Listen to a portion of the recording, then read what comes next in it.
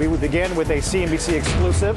A black swan is an event outside the realm of regular expectations. No other person personifies the concept like Nassim Taleb. He has not appeared on CNBC since 2010, but is breaking his silence today to discuss what he fears will be a black swan event for the U.S. economy. Nassim, good to see you back. Thank you. Thanks for inviting me after all these months. We make it sound like you've crawled into a hole. Clearly, you've been writing, you've been speaking. Mostly finishing my new work. But you know, I came out of this. I watched the election and realized that there's something wrong that's going on. Only one candidate, Ron Paul, seems to have grasped the issues and is offering the right remedies, okay, for the central problems we are facing. So I came out to just support. I'm not involved in politics. I'm a risk-based person, but from my risk-based vantage point, I think one candidate represents the right policies, at least when it comes to the big four, and that candidate is Ron Paul. Now, what are the big four? The first one is deficits. Of course, metastatic governments, self-feeding bureaucracies. Yep. Second one is the Fed. I mean, he's going after the Fed, sure, and he's the only one with the guts to do it. The third one is militarism. Okay, I like defense, but not, you know, because it's become self-feeding again. And the fourth one is that notion that America, all right, that's a central notion. America is about resilience. It's about, and you don't achieve that through bailouts. You need the economy to stay vital, and you need a certain rate of failure. What is fragile should break early, not too late. And he represents these ideas. So this is why I came out of my hiding to just express my support, and there's going to be a fundraiser with some friends. But this is the idea. Although I'm not a libertarian, and I'm not coming from a political standpoint, right, but from a risk-based view of the world. Actually, we have a soundbite of a recent interview or conversation with Ron Paul, I think, in which he sums up the kinds of points you're making. Let's take a quick listen to this. Here's Ron Paul. If you continue to do exactly what we're doing now, it crashes the economy. We're not there yet, but it will come. You know, last month, a $200 billion deficit in 1 month, that used to be the entire budget of our country. And that is unsustainable. And eventually there'll be a loss of confidence in the dollar because that's the last thing that's holding us together. And to me, it's an illusion that the dollar can bail out the world. It's an illusion that the dollar can bail out the world. His words on Squawk Box this morning. So your opinion is he's addressing structural problems that no one else is. He's doing the chemotherapy. He can come up with a plan to cure the fundamental issues rather than spending time on all these peripheral matters. And also, he's against the notion of Novocaine, giving Novocaine when you have a severe problem. You do a root canal. Okay, that's how you cure a problem. 4 years into this situation, we have now swelling government deficits coming from an ill,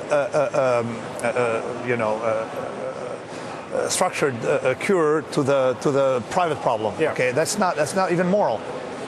You mentioned you put it in the framework of chemotherapy. Chemotherapy may kill the cancer, but it will make you very sick. Right, you lose your hair. It may make you sick, but that's the only choice you have. You have to start with government budget that is in control.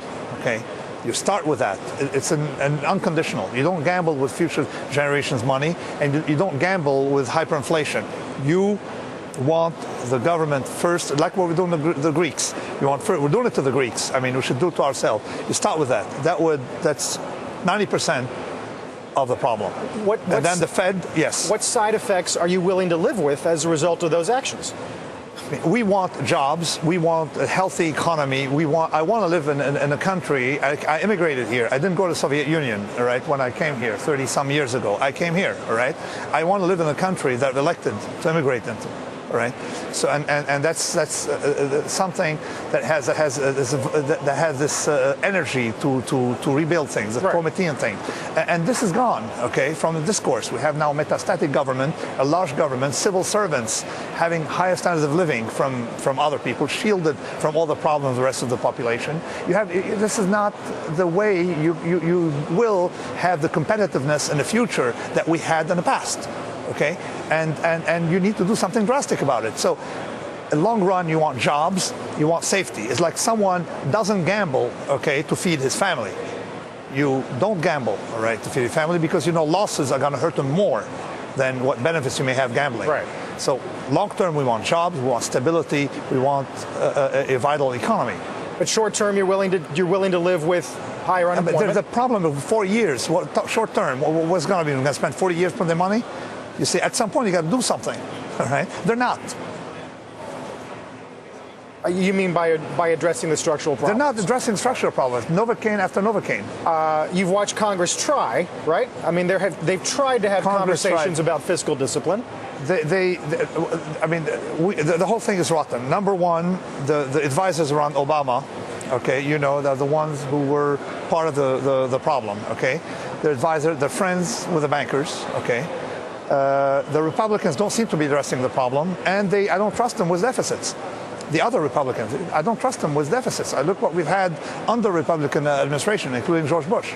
Okay, so Ron Paul is the one, I think, who's at least rallying intellectuals like me, who normally are completely independent, okay, who want the main problems to be addressed and who want a major cleanup. Right. What kind of chances do you give him? I don't think in terms of chances. You don't expect him to get the nomination? I'm not going to go. I don't care. I'm supporting him regardless of the chances. Whether he has 1% or 99%, I'm supporting him because we had no other solution but to come out of my library to come support him. I had no other solution as my duty as a citizen, as a person who lives here, and as a taxpayer who doesn't want to be hoodwinked, right, in the long run by bureaucrats. What kind of solutions, before we let you go, do you think, being a realist and knowing how this country works, how the world works, yes, what is feasible, either now or after the election? Well, I think that the support he's getting among the youth who normally would have voted Obama, okay, you're starting to see he has staying power and he's there. And the support he's getting on the left, people who voted Obama because they were idealistic, and they are idealistic.